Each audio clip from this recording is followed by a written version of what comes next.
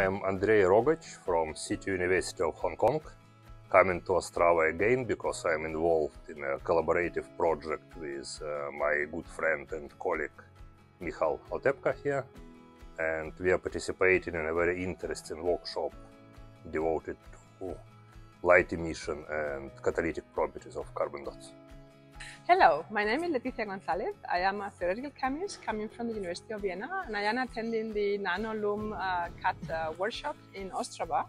And I want to give you some impressions of this. I think it's a wonderful opportunity to collect different people coming from different fields like theory and experiment. So we are here together to try to contribute in finding solutions to utilize the solar light to make new renewable energies.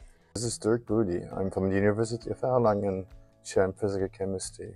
I'm participating, like so many of my other friends here, in NanoLumCat because we share that common interest not only in novel carbon dots as unique materials for solar energy conversion.